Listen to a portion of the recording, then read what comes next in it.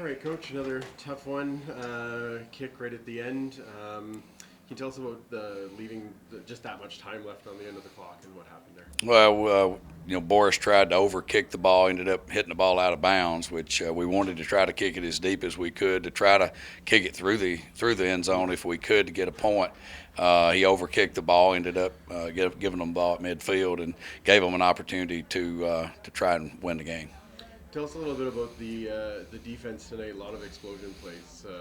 How do you deal? Yeah, that's called the cutter route, and we got beat by the cutter route, probably about 200 yards of offense, and we got beaten man, we got beaten zone, and unfortunately, defensively, we certainly didn't show up today. So tell us a little. You brought Ron Creef in as a leader and a vet on that defense. Did you see that playing a role, or did that help today? Well, I mean, he's not responsible for that route, so if that's what you're alluding to. But he played, pretty good for a guy that came in late. But that's more in the secondary round. Right. Did you at least like the way the team battled back down by 10 going into the last quarter? Well, I mean, certainly you like the fact that they won't quit. I mean, that's certainly something that you can be proud of. But about your guys,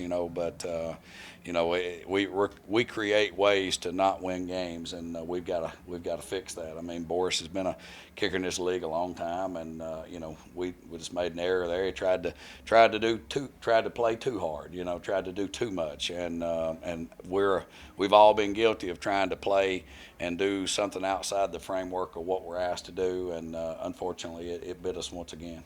Is there a benefit being able to play them again so quickly, kind of knowing what needs to be fixed? Well, I mean, five-day week with a travel's never fun. But the good thing is we're at least playing the same team, so they got the same situation we do.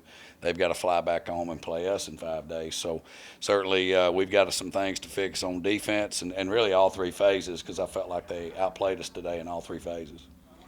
On the offense, McLeod struggled a little bit today.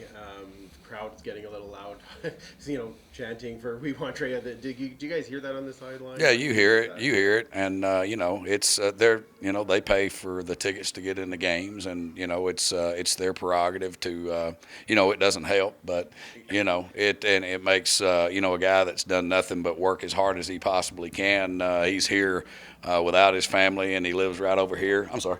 He lives right over here, and he's in here till like 8 or 9 at night. So it certainly doesn't help, But that's just part of football. Fans are going to do what they do, and Trey's a good little player, and he's our backup quarterback for a reason. The numbers tell us who to play, and McLeod certainly struggled, throwing the ball early, especially. But he came back and made some plays for us there at the end.